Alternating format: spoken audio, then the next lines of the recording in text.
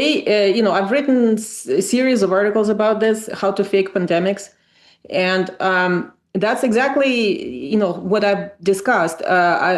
First, I reviewed a lot of materials going back in history, going back to the U.S. official bioweapons development program, which ran from 1943 to 1969.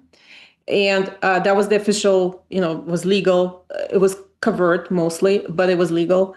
And so I reviewed that history. I reviewed what they were doing. They were using spraying, aerosolized spraying, and all kinds of agents, including from high altitude from airplanes and lower altitude, and just spraying devices, aerosols on subways. They even developed things like light bulbs filled with agents that they would then get on the subway trains and walk outside, where you can walk outside and throw them on the tracks. And so they will break, and the trains passing back and forth would aerosolize them. And so that's one of the methods. They sprayed even inside Pentagon. They did several tests. So people don't care really. We've documented the history of known experiments, like Operation, what was it? Sea Spray, 1950. Sea Spray.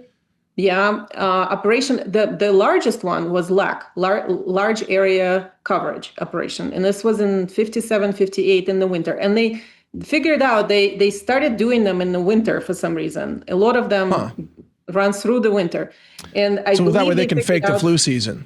Yes, I believe they figured out since then how to bump up the flu season in the winter is by doing these spraying operations. So the LAC ran in 57, 58. They flew thousands of flights. They covered the entire US, parts of Canada.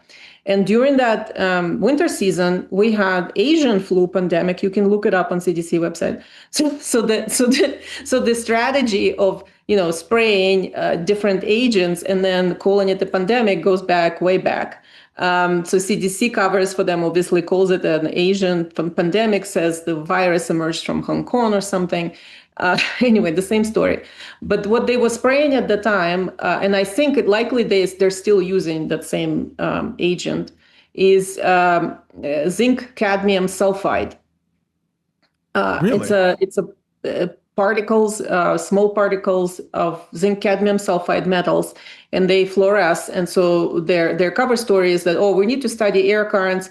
These are fluorescent particles. It's easy to track, and they're safe. So the DoD, there were several lawsuits about it and congressional investigations, and DoD claimed it's safe.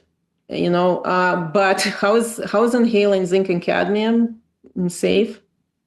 Well, if they fluoresce, shouldn't we be able to spot them easily in the environment? I mean, I have a fluorescence kit here for my microscope. We just need to know the wavelength, I guess.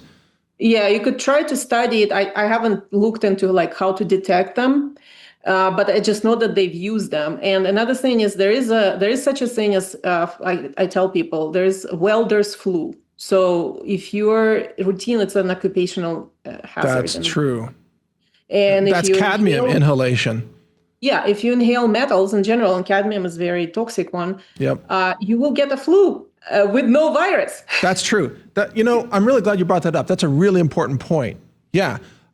So is it possible that every flu season has been faked since then, and that they keep pushing? I mean, the whole narrative of the flu is so critical to keep annually injecting people with bioweapons.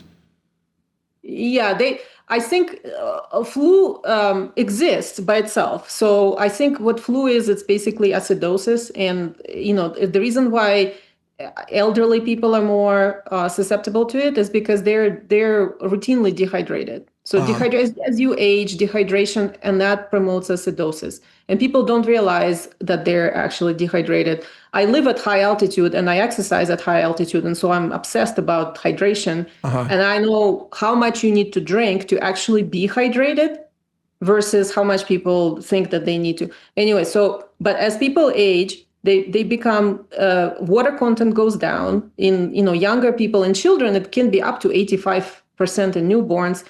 By the time you are in your 50s or older, you get to something like 60 and even 55%. of water in your body. Wow. So people are routinely dehydrated. Dehydration drives acidosis because your kidneys are trying to like get rid of stuff and they don't have enough water to take it all out.